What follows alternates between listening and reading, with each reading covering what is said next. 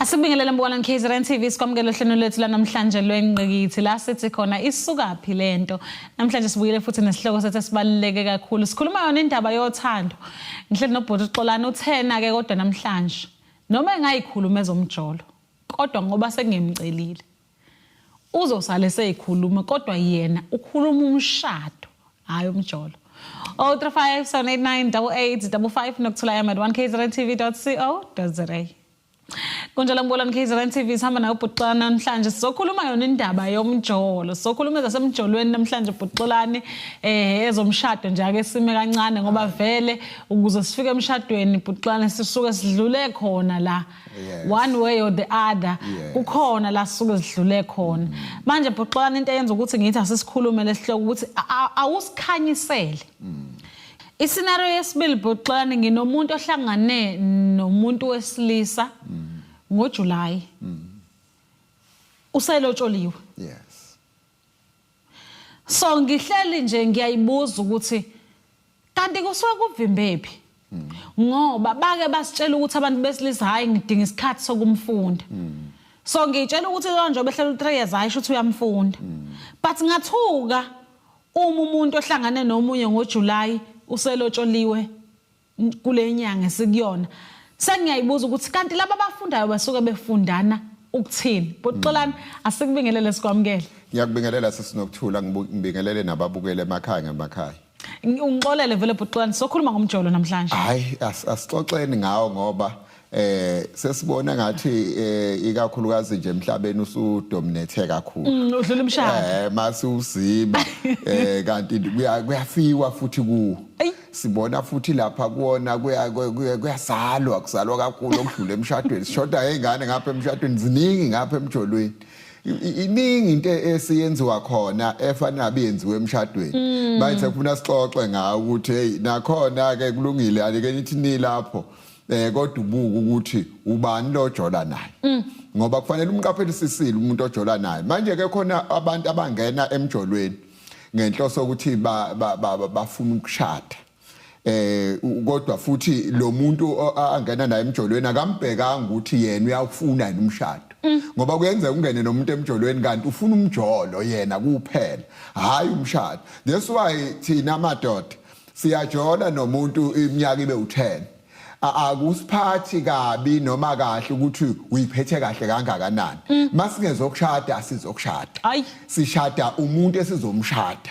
Ngoba masishada la sishada ubambo. Asishada ukuthi sijolena, asishada ukuthembeka kwakho kwesikhathi eside. Ubambo lwami mase ngithola ubambo lwami ayikho into ezongivimba ukuthi ngishade nobambo lwami. Ngoba ubambo lwami uyabona indoda mayingakangeni ingakakhulumi language yomshado kuwena ikakhulukazi nje ake ngixoxe nabantu besifazane izingane zethu. Uma umfana engakakhuluma umshado usalele lo mfana sebuthongweni. Njoba kuthiwa indoda yalaliswa isikhathi eside kwase kukhishwa ubambo yathi mayiphaphama kwathiwa yini le ubambo lwami leli ithambo lamathambo ami inyama yenyama yami ekusho ivuke ebuthongweni.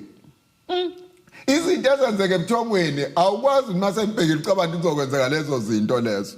Funa intombazane understand umfana ukuthi mayihlangana naye mayixoxa naye imuzi ukuthi uphapheme yini noma ulele. Uyabona mawuyifaka wena emjolweni nomuntu olele kanti wena ufuna izinto zomuntu obhekile hayi kuyaphambana kakhulu. Understand nje ukuthi umfana uyilalele until uNkulunkulu azakhiphe ubambo. Wena usile ubambo uyinto yani nje yokubambezela umbathiza mayigodola njomelele. Yebo ngoba kusisikhathi into ehluphayo nje abantu balwa kangaka kufiwa kangaka khona umuntu ojola nomuntu iminyaka acabanga ukuthi yena nje eyibone sekuyena ozoba semshadweni. Omunye ezethandwe kubo komfana athandwe ngempela ezebe umakoti ayibone naye nje umakoti kanti umfana ulele. Ngoba kuyenzeka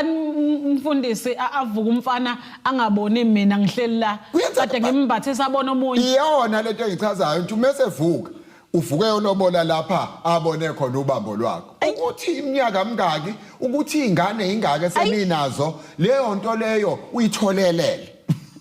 Awukwazi ubeka umuntu icala lento obelele ngayo ngoba fanele wena umfana mangabe ezokushada ukutshela same time ukuthi ngiyakuthanda uyazi mangubheka ngibona unkosikazi ilanguage ekhulunywa kuwena ilalele intombazane fanele igeqeke amadlebe ukuthi utheni umfana ngoba mase sithetha amacala usushuba sizofuna isingeniso somfana sathini wathini mfana naye sekubuza khona lapha ngangakhuluma nawe khona ngomshado cha manje sibangani mase ngiyolobola lapha engizoshada khona wena ngangishilo ukuthi uyazi ngiyakuthanda yabo nje masingayihambelana yabo masingahamba nawe nje ngukhiphe siyeThekwini ngiye nawo ukucelile ukuthi uyinto yakhe yokuchitha isizungu lapha azobe ehamba khona not ukuthi ufuna umshado umfana mase efuna umshado uyalazi igama elithi umshado akadidwa nje amagama umfana uyazi onke amagama ukuthi ngibona unkosikazi mangubona ekushela nje uyayifaka indaba kankosikazi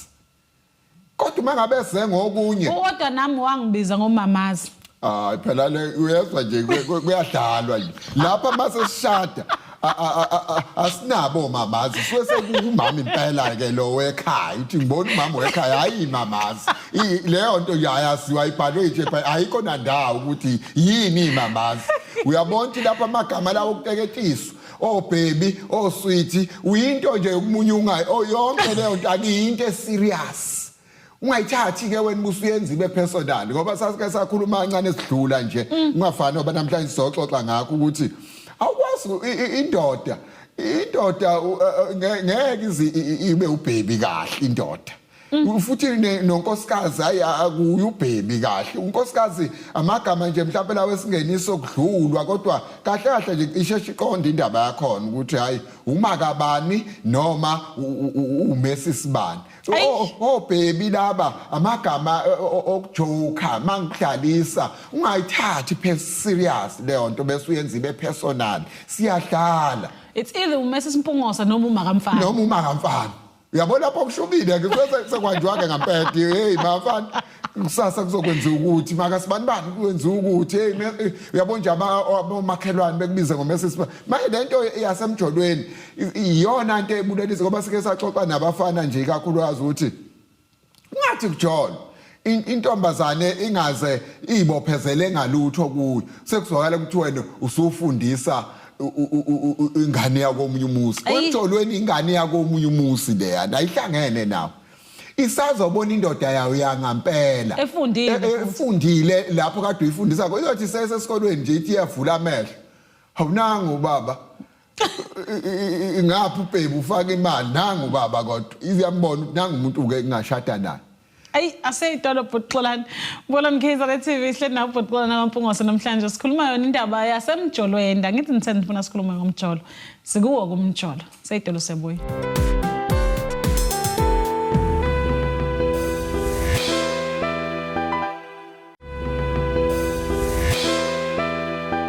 Asifuna sikwamukela Mbolani KZN TV sabukela uhlelo lengqikithi sihleli nawo Bhuxolani kaMpungosa namhlanje sikhuluma nje umjolo sifuna ukubona ukuthi uzufika emshadweni nje kwenzakalani la emjolweni ngoba useshilo Bhuxolani ziningi izinto ezenzeka la emjolweni yiyo lento esimphoqa ukuthi manje asuke kwiposition yakhe ezokhuluma yomjolo ngoba kwenziwa izinto ekufuna ngabe zenziwe kuyazalwa khona la emjolweni kuyashawana khona la emjolweni kuyabophiswana uthi kungcono ke manje akasuka ezokhuluma le ndaba yomjolo Bhuxolani besaya lapha nekutheni omunye uhlangane naye ngoJuni kuwo lonyaka bayashada manje lapho ke sisiqinise elikhulu uyabona lelo ngephikwe mawusumbonile umkakho ayikho into ekubambezelayo ngoba indaba yokubona unkosikazi ayikuthatha amaviki amabili maningapi ngoba lento kankosikazi umbona uqala ukumbona nje edolobheni ingabe nihlangana edolobheni ukuthi lo unkosikazi wami lo umthuze uthi yabona uyeke ngqo ngoba kunezinto eziba kumuntu wesifazane ozoba unkosikazi wakho mawukhula unonkosikazi wamaphupho ayikho indoda engamphupha unkosikazi wayo noma engakazihlangane nayo ngoba kunzima uhamba upatanisa la endleleni ngenxa yokuthi awuhlangani nomkakho amadoda akanayo lento esizungu ngampela ukuthi babe ibanjwe isizungu ibona yonke into right kodwa yona isuka inali iphupho umkakho njengami nganginayo umkami ephusheni ngangithi ngeke ngithandane nentombazane engifica irelaxile ngakufica urelaxile ethi hayi uright wena ngifuna umuntu oright ngifuna umuntu ezomqala phansi ngathi ngifuna ukuthola intombazane nje nibiza ngani inwele lezi ezincane ngathi ngifuna lezo nwele okokurelaxa kuzoqalwa yimi ngifuna eqalwe enziwe yimina yonke into ngimdweba abe yilento engiyifuna kodwa ngimfuna osakhiwe ngine ngaba nesikhwele nomkami ngingakamazi nganginesikhwele nomkami ngingakamazi nginento ethi mangimfice elungisiwe ulungiswe ubani mangimfice egqoke kahle uthathe iphi yabo nje ngazi uthi unaba abazali kodwa ngifuna ukuhlangana nengane egqokiswe abazali uyabona ke ingane mayigqokiswe abazali uvela ubone lo impahla zabazali lezi akizo lezi uyambona umuntu uhlangana naye edolobheni lezi zikhethwe uyena futhi lo muntu omthengele zona uyabona hayi no uyimisele ngokuthi ufuna ukumbona emuhle akabe mhle naye ngoba umese ngizomshada mina kodwa ngambathanda abantu besifazane engihlangana nabo edolobheni bebahle kodwa ngabathandela umshado kodwa ngibathanda futhi uyabona hayi uthi ngangibayeka cha ngangibashela kodwa hayi phela uthi ngushelela umshado owami umshado ngangithi ngizombona ngezinto ezithile ngakufica uneinzipho exhunyiwe yonke leyo nto ngangithi nje awuqualify nje ngeke uzube umkami nje sidalo ngoba kodwa ngiyakuthanda kodwa ngikutshela ukuthi nje angikhuluma indaba yomshado na kodwa ngiyakhuluma igama lokuthi yasi ngiyakubuka ngakuthanda ngithanda ngiyazi namtha ngimisele lutho lokulungisile naye kulungile uyobona naye ukuthi niqhubeka kanjani kodwa nami ngiyakuthanda kodwa futhi akuyinto engiserious ngayo ngangeke ngibulale umuntu ngalabo bantu ngangeke ngilwe namuntu ngisho eseqhamuka sethi nanga umuntu wami ngithi ayivese ngisheshe ethi nginomuntu ngithi hayi kulungile ukuthi unomuntu ngiyathanda kodwa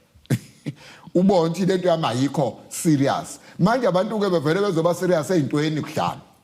yilento namhlanje sizoyikhuza ukuthi umuntu mabe kujolo bheka phela ukuthi nikwiphi level nixoxe nathini niqala ukukhuluma yiphe into eniyikhuluma manihlezi unaka yonke leyo nto manise wimpi nixoxani leyo ngxoxo leyo yazi ukuthi ingxoxo yasemdlalweni noma ingxoxo yasemshadweni mangabe nixoxa ilanguage engakhulumi lutho ngomshado nihle nize niqede umuntu amoshe konke ukudla engakhulumile ngomshado bokwazi ukuthi lapha hayi ngoba nowesifazane fanele phela mangabe naye ezenga lokho umuntu wesili umuswe nje naye ukuthi ukhona emaphusheni omshado kodwa nobabili manje ngayikhulumi kumithwa ingane isalo ingakhulunywa omshado xoxe ngokondliwa ingane ukuthi ufuna imali yengane ufuna amana phinde kusalwenye futhi kodwa ungathi egcineni busuthi ukhona umuntu wayakuthembisa ukukushada wena zala wena obugudi lapho kodwa hayi ukuthi uzoshada umfana mesezoshada akumthathi impela inyanga ukuthi decide ukuthi ke lo ngiyamshada ayeke lo abesemfunda iminyaka emithathu ayikho leyo nto okufundana ayikho ngoba masikhuluma nje lento yokufundana labantu abakhohlisana ukuthi kuyafundwana ngeke uzumfunda umuntu ngendlela ahlaniphe ngakhona mekubona ukuthi uzomfunda uwenza lento oyifunayo ekwenza isilimi impela ke ngempela enze lento oyifunayo akanqeni ukuyenza u5 years lento oyifunayo kodwa mhla washada wayithola naye lento ayifunayo uzoyiveza ukuthi yena mina umzwe sethi mina ngicela ungilalele kahle ukuthi ke mina hayi uvela ubonke ayisafika kumuntu wangempela hayi lo mdlalo kade siwenza umuntu nje ngeke umfunde 10 years time senisemshadweni umuntu uyakuvezela ukuthi yena kahle kahle ubani mhla iveza futhi ngeke uzukholwa omunye uveza ecacisa ethi ungenza into oyenzayo leke ngiyiyo ke le ngqo manje akufuni ukuthi mawusemjolweni bese uzakhela izithombe ezinkulu ngalomuntu ojola naye kanti ahaze ikhulume leyo kubhlungu ubhuxwana ngoba kwesinye isikhathi size siqale sakho imndeni bese mase ngakho umndeni ngesacrifice yonke into ngondla ingane ngenza yonke into wena ngapha esikhundleni sokuthi ungilekelele ngeingane ubeka imali yokuyolobola uthatha yona le mali ufuna ngabe ungilekelela ngayo ingane usuyolobola unkosikazi ngeke ngingahlanye ekhanda uyingozi ngoba ngengathi nje amantombazane kufanele kube yona esiwafundisa kakhulu ukuthi umfana olele akakhulumi ngomshado umfana eyilalele uyingozi ngendlela emangalisayo ngoba mhla ebona umuntu ozomshada futhi emcabangweni wakhe ngobelele nje akakuboni wena ukhona kodwa akakuboni kodwa uyakhuluma nawe kodwa futhi akakuboni ulindile umuntu azombona mhla embona lo muntu ngeke jikwe ilutho iyona nto ke ehlukumeza abantu besifazane ingakho baze baqaba amadoda uthi ayizinje kanti ibona abanga understandanga kanti intombazane efundiseke kahle ithi fika nje umfana ibisibona ukuthi ubani imasi eli kodwa mangabe ifundisekile ngoba awukwazi ukuzazela leyo nto ingakho ke into esishaya manje abazali bayasebenza ingane sele no aunt ushiye zakhe izingane ekhaya lo aunt abashiye naye izingane umsebenzi wakhe ukuyiwashela ayinele ayinika ukudla mesenze lokho ke style akakwazi ukubiza izingane ayihlalise phansi ayitshela ukuthi umuntu wesifazane umuntu okanje mawufuna umuntu wesifazane fanele ugane umuntu kanje no ayikwazi futhi ukubiza ingane yesifazane ayitshele ngomuntu wesilisa uyixakekele uthi mayise eyenzele lokho aqashelwe ethi ayiphume kimi phuma kimi ingane mazimbuza izinto akanasikhathi uanti ngoba nayo ukhumbula izingane zakhe kanti nalabo mabebuya emsebenzini babuya bakhathele bakhuluma ilanguage yokuyogeza yokuyolala isikhathi sokuhlala nezingane bekhuluma ukuthi umfana okuthandayo uyomuswa ngokukhuluma kuwe indaba yomshado uma exoxa umshado lo mfana bokwazi ukuthi ubhekile uyayi-understand indaba yakho Asiyitolo mbonani KZN TV hlena Bhuxolana kaMpungose siyitolo siyabuya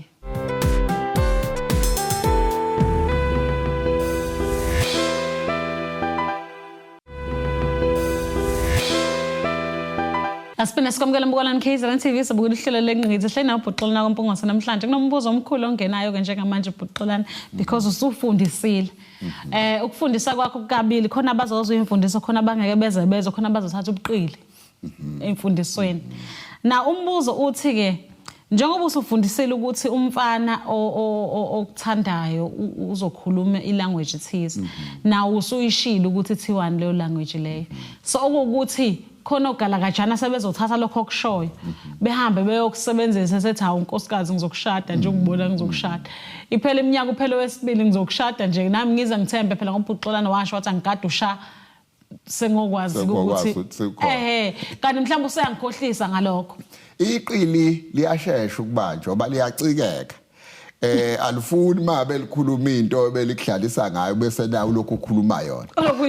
aliyithandi lona liyazi ukuthi lalisebenzisa for ini alifuni kulokho uxoxa ngayo ke nawo usulokhu belesela liyacikeka nje liyashesha ukucikeka ngoba lise ngaleyo nhloso elise ngayo uyakwazi ukushesha ulibambe ngoba uma kubone mhlawumbe uthi uyasebenza uthothi usanga leyo nhloso uthi uyasebenza esekhuluma indaba zemshado kuwena ikhona izinto ezizomcika ngoba esengothi uyasebenza nje zithi isuka kunezinto aseyifuna kuwena afuna ukuyibenefita efuna ukucheck ukuthi mase kusemshadweni izotholakala yini kanti umuntu wesifazane ngoba ngithi abantu besifazane ibona abakhe imshado ungabona kekezelwa nje la kusokekezelwa khona umuntu wesifazane unesandla lapho kakhulu ngoba kubonakala yena efanelekile waba unkosikazi uyakwazi ukuthi usutholile iqili elikubona ukuthi uyasebenza bese unquma ungaliniki ngisho usuka ngisho yonke into eliyicela athi akunamali iqili ke liyakhathala alifuni mangabe into elise ngayo ingenzeki liqhubeke nalowo muntu basuke selibonile ngoba ukwamtshela nje ukuthi imali yebo ngiyasebenza kodwa ikhadi lihlala kumama noma kubaba ekhaya mina imali nje uma ungibona nje ungayicabanga imali wamtshela ukuthi angayicabanga imali umese ngayo uyacacisa ukuthi hayi ngeke imali yakhe ihlala kumama umdala kangaka uthi mdala impela kodwa ekhaya ngiseyingane hayi dina impela nje udina impela ngoba inhloso umfana asuke senga uyayiveza ngoba even mefuna ukulala nawe makwacacisa ukuthi hayi ke lapho asifiki lapha mangabe bese ngalokho kuphele hit and run uvele ecacise nje ukuthi ayikho ke leyo umbone eshintshe kuseni ubonto ibiseka lento amantombazane kumefundiseke kahle asheshe ukubona istory somfana nangu umfana uze ngalesi story lesi ebese sheshe futhi ukhoxa yena ungahoxi kube wena uthothi wena usumfonela uyintombazane ungakuphi ngiyathanda nje sibonane kodwa hayi lento ecabangayo ke yona engenzeki wangayithonta ayifunayo uyashiya umfana kodwa mengabe kuthanda ukubekezelela umtshelile ukuthi soze sibonane mase sishadile ethi anginankinga mina nalokho anginankinga umbone eqhubeka nokwenza izinto eziright usushilo angakunaka ngempela angakuhluphi nje kubingelela uthi uyakunaka nje ukubingelela ngokukhombisa uthando kodwa le othe awukho right kuyo noma ukabi ready ingenzeki kodwa akuthandi kodwa lo suke sengayo wamtshela kanye nje vele ethi hayi mebuya mhla ebuya uzofonela ethi awukabi ready namanje ulokho ethe ukuthi mawuthi angabi ready uyahamba futhi uyanyamalala mebuya futhi uzobuza lo mbuzo unombuzo wodwa ufuna uzuphendule ethi futhi uzotshela abangani bakhe ngizomxina uyoze kanti mangabuna unesinqumo hlala esinqumeni sakho uzobona ke intombazane iyakwazi ukushape umfana abe yilento eyifunayo futhi mangabe engashepheki lo mfana intombazane iyakwazi ukuphuma kulo mfana kukhona ke omunye umkhuba ke ngiyazi ukuthi awuyithandi lemkhuba yasemjolweni khona ke omunye umkhuba ke esesiwenza ke Bhuxulani ukuthi uma engangiloboli ngibe sengiyamgcwalisela ngemali yokuthi akaphuthuma ekhaya ayongilobola asikho isidine esinjengaleso mawusenza umfana bengakuloboli akulobola bengafuni hayi ukuthi ushoda imali akekho umfana ushoda imali la eSouth Africa hawu abafana nje abanezimali zabo nje abashoti mayengakuloboli ubona kuphela u6 months akakufuni akakuthandi nongasebenzi ngani mina ngishadile sisinokuthula nginengane umfana into afuna ukuba nayo umfana nje abantu beyinqumo labantu into afuna ukuba nayo umfana uba nayo ngidrive imoto angisebenzi umfana into athi ufuna ukuba nayo uba nayo umese abafana wena ubona ushoda ngemali kodwa uhlana na ngeweekend every weekend udakiwe ucabanga ukuthi le mali lena ayihlangane etshwala uyakwazi ukuthi imalini ngoba edakwe kanjena nje lo mfana uthana manje abafana banemali zabo umfana mehola u2000 hola imali lo mfana uhola imali ngoba umfana unesinqumo mangabe ufuna ukushada wena uhlala kubo akahlala emqashweni vela hlale kubo nje hole abanikeze kubo u200 rand kuba complain wakubo mathe mam now 200 babonga lokho ngoba phela anangani babothu ingane naye ethatha 1000 mfana ubeka athenga ithikithi aqhubeka emsebenzini umfana uneyinqumo ka mase ufuna ukwenza uyazi ukuthi kule nyanga u12000 zobe senginawo abantu beyinqumo nje bombona ethi imali anayo hayi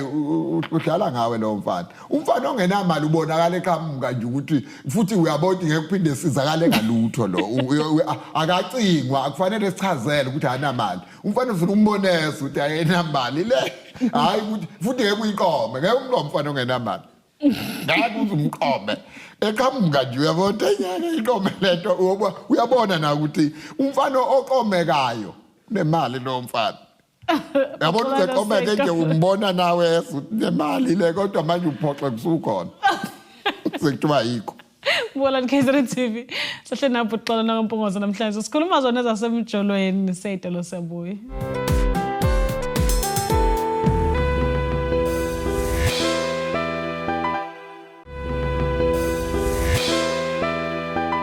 Asipena sikwamukela Bhuxulani KZN TV sobukela ihlelo lenqingithi hle naBhuxulani ngaMpongozo namhlanje sikhuluma zona zasemjolweni sithi ake siyicinge ukuthi kunakelephi ngoba uthi uBhuxulani sekukhandwa nemindeni laphana babodwa abanye bakhokhela abanye ezikoleni bayobafundisa babodwa babathengela ama-uniform esikole babodwa babathengela ama-obhakha bama-Nike okunye kungenisile lama-iPhone uningi nje nenqondo embi engena amantombazane kwakhe izindlu kwamfana usibuswa sekuhlukwana kanti indlu yakhiwa nembhede ethenge nefurniture akalotsholwe ngalutho bese umbhede ngihamba nawo umbhede wakho wawuyofunana umbhede wakho kwamfana kanti wena unjani wena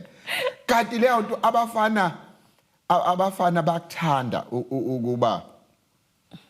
ama provider abafana bayakuthanda nje ukuba ama provider bayithanda intombazane ewungoqo engenalutho noma intombazane ngangabi nalutho noma inakho ibe ungoqo iyathandeka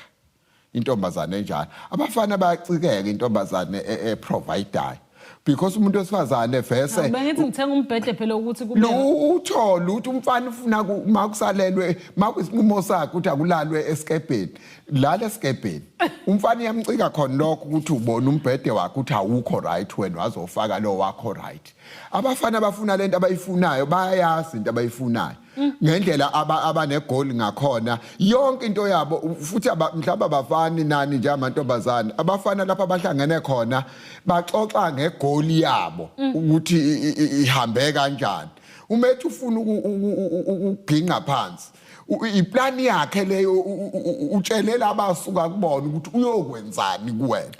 futhi uyayiletha ireport mase eyenzile leyo uyabona into eyingozi ke ngamantombazane abathi abafana bayathanda amantombazane angenalutho nanga provide alinda ukunikwa yena lokho okuncane nakho umuntu osifazane waqala ukuprovide kwanento ayenzayo iyamlahlekela irespect kuyamlahlekela ukuba uyena nje uvele icabanga ukuthi naye usenamandla ngokuthi ukwazi ukuthenga umbhede amphathi umuntu osifazane wakhanda indlu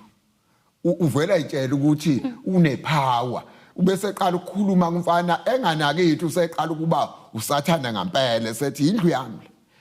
la ke akho umuntu ongena la uyabo akaboni nokukhuluma akaboni ukuyiphi engene ngoba ekhuluma nje usekhuluma izinto ezingaphezulu kwakhe zokusama ukutshela umfana ukuthi yena uphezulu kangakanani kanti umuntu wesifazane ongenalutho ohleze phansi ngomuntu kunomuntu wesilisa ngeke umthole sakhe izindlu ngeke umthole sakhe izindlu ikakhulukazi ngoba leyo nto ibuye nje ngoba ngoxa ngayo ukuthi umuntu osemjolweni enza leyo nto isihlupha ngisho emshadweni nje umuntu osifazane kwangathi unamandlanyana nje engathi engawacontrol amandla akhe ukwenza izinto eziningi la ekhaya mekuthi unemali eningi okuningi athi engakwenza kubo uma ekwenza la ekwenze lokho ekhumbulile ukuthi wena indoda obe engagcina sele nomuso omuhle indoda ihambile yayohlala emqashweni eyalala esikebheni ishiya imbhede enzima ngenxa ukuthi umuntu osifazane useyilahle idirection useyitshela ukuthi naye unalo 50 athi uhulumeni okhohlisa abantu no 50-50 umuntu osifazane waqala nje ukwenza izinto vele etshelisene nalo 50 lo wayetshelwe yona uhulumeni kanti ayikho le yanto bangihleze ngisho ngithi ayikho umdlalo kahulumeni lo wane indoda ineposition yayo owesifazane uneposition futhi akubangwa nje inhlobo akwazi ukuba no 50-50 ngoba mawungangena igebengu la ekhaya base kusho mina ukuthi umuntu akadla u50 wakhe asiqhubeke no50 bethu ke bakwethu nami ngizolwala ukuthi kuphume mina nawe lwela ukuthi kuphume athi la ekhaya sidila no50-50 lapha kunezinto ehleze zikhonto indoda ingaphezulu mangabe kuqhamuka igebengu wonke umuntu ufanele besemfakwe indoda yenza umsebenzi wayo once nje wathenga izinto wazama ukuimpress umfana ngamafoni yonke leyo nto umfana uzokwalela yona ngoba imqeda uthando iyona azokwenza engakuthandi sekukaningi ngibhuxulana ngoba besisakhuluma nje ngayo le ndaba yethu njengabantu besifazana umkhuba wethu yes ukuthanda ukuthi sinikeze abafana ukuthi beyilobole yes sekuze kube khona namanye ama-career aziwayo ukuthi hayi mawuthola uthisha hayi so right emalini iyona nkinga wathola inesi nje lathenga imoto usuyayithatha nephoyisa ungakhohlwa nephoyisa namaphoyisa manje cha phela bonke labo bantu baziwa nje ukuthi bese kusiwe ngani kubona wathola iphoyisa lothenga imoto usuyayithatha sekuyakho so ikakhulukazi onke labantu ikakhulukazi amantombazana ngoba othisha I'm sorry othisha bangibuka othisha bona leyo nto iyababhenefithisa laba besilisa ukuthi beba ma hit and run ukuthi uthisha wonke umuntu usangengqondo kaThisha kanti mhlawumbe uThisha lona umuntu onama plans akhe kodwa ageyinwa lutho kuThisha uThisha adlalele emalini yakhe imali kaThisha iyaziwa ukuthi inamagama yonke wena ungamqoma egameni lokuba uThisha ukuthi imali yakho inamagama iphoyisa lesilisa imali yali namagama imali sakuwe lisa ngeuniform nje nesibhamu sikahulumeni egeyine ngalokho mase egeyine ngalokho amathuba okuthola into lapho lutho kodwa yena ugeyinile ngalokho kodwa wesifazana othisha besifazane namaphoyisa esifazane iwona akavele lahlelwe idirection kakhulu avele uthothi wona mayenemali mabehola efuna uimpressa lo muntu lona aka impress umuntu wesilisa othandweni iyodwa into impress umuntu wesilisa angakuthanda ginqike nawe phansi irespect ngamnika ngalutho uma ukuhlonipha nje kahle hayi baba mina ngineyikweletu baba ungangibheki endabeni zemali nginalutho kodwa ke respect umnike nanso ke into ofanele umnike yona umuntu wesilisa ugeyinwa ngerespect hayi ngemali ayanyanyisa amantombazana anikazana ngemali kodwa niyayithatha sithatha phela kodwa khona hayi ukuthi kodwa besicabanga leyo ntombazane ikhona umshado engizoyicabanga nawo intombazane yaqala ukuphana ngemali nje akusemnandi ukushada naye ukuthi ngathi ngangahlala ngoba intombazane bonke abafana baphiwe imali maqeda ukuphiwa imali uhambe uyothenga ishirt lelo shirt akafuni ukugqokela kulo mniki imali uyathatha uyogqokela lo ngamniki imali uma umnika ucash kwamonto le akafuni ukuyigibeza lo ithengile wena cha ukuthi akakubuzi wena uma umshaya emoto uthi uyosebenzela ngakuphi namhlanje ngifuna ukushaya iround ngalotho uma uphuma ubheka le uyaphuma naye uyocheck umuntu ngale moto abafana nemabe ngemali besa ngestory esodwa hayi ukuthi bathanda wena once ke wamnika leyo nto leyo hayi ungathola nalo umuntu yakhe wesifazane sebephezulu kabi ngemali yakho kodwa nje kubalekile ukuthi linda ube semshadweni kusungayimosha imali yakho ke kupartner wakho because uinvest endaweni enjani right indoda yakhe ayibonala iclean njengoba na uclean usebenza ngoba sekuyindoda yakho bengisafuna ukuthi Bhutlwane ngiyasa seyitolo bengisafuna ukuthi inkinga le eyokuthi ngizofike ngithenga imoto ngiphinde ngimnike nemali yokuthi ngilobole egcineni kosuku kanti yena uyangikhohlisa ngayo yonke leyo nto leyo iyabe isidala lokhu ke sekubiza ngegender based violence ngiyithole sengenza izinto ezingafanele mangithola intombazane sengiyayithatha sengiyigwaza ngommese ngoba manje isengiphuca lokho ebengiyitshela ukuthi sengiinvest ekhona aseyitolo kodwa Molani KZN TV hle na Bhutlwane nampunga seseyitolo siyabona